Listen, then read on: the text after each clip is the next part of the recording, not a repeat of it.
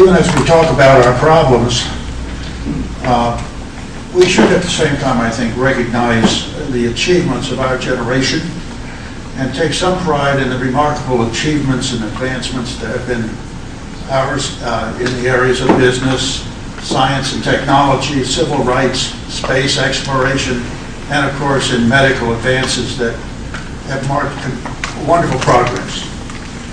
There is of course another side of this story, a side that history will not ignore, and one which has created as grave a challenge to our nation as Americans have faced in many years. Over the last 50 years, the United States has participated in a series of foreign wars and diplomatic decisions that have resulted in changes in our culture in significant ways. We have witnessed a decline of our educational system to the point where parents worry about the ability of their children to get a job or to compete in the international business world, or even to find work in their own home state. We've watched as local business and manufacturing concerns have left the state for other states or foreign countries. Tax policies have led this nation, our states, and local communities to debt sizes of staggering proportions.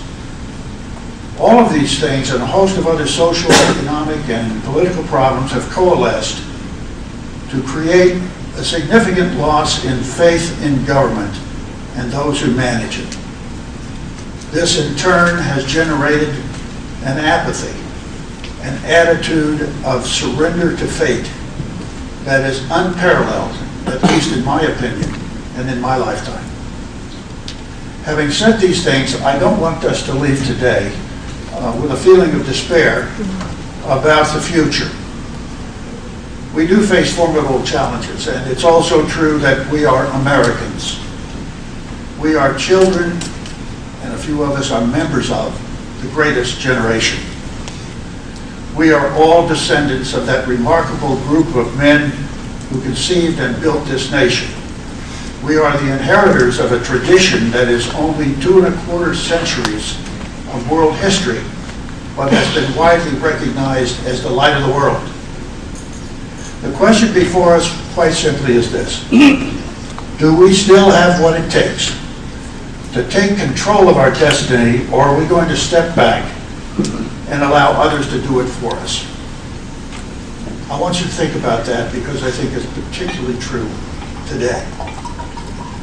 It's instructive for us to take a look around this room. And what do you see? I see love of country. I see love of family. I see love of accomplishment. And I see educated, experienced, thoughtful people who have proved that they can overcome the challenges they faced in life. What I don't see are many faces under the age of 40. And why? We should be asking that question of ourselves every day. Where are the under 40 people, and what are they thinking?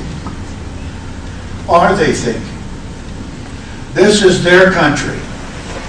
What does their future hold for them? We need them, and they need to be involved. You who are in this room today remain a vital factor in realizing the hope of America. The only thing we need to complete that picture is to see in your eyes the intense fire that says, come along with us or get the hell out of the way. Somehow or other we have to transmit that feeling to those people who today are our concern, but who in their own lives are not as concerned about the future as we would hope they'd be. I want to draw your attention to another picture. This is a picture I know you've all seen.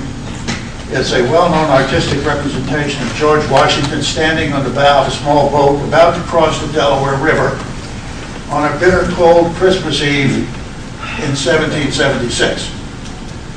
Behind him is a small group of ill-fed, ill-clothed soldiers, the Revolutionary Army, fresh from a series of depressing defeats, about to leave the safety of the western shore of the Delaware to meet the British-paid Hessian Army in Trenton.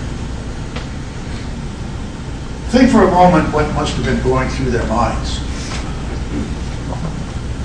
If we lose, we will surely die. If we win and survive, the war goes on, the suffering continues, and we may still die. Now place yourself for a moment on that shoreline, on that night, and ask yourself this question.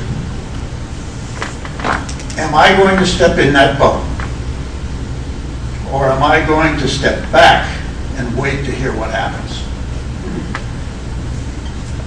Fortunately today, our choice is different, but it frankly is no less critical than the choice those men faced that night.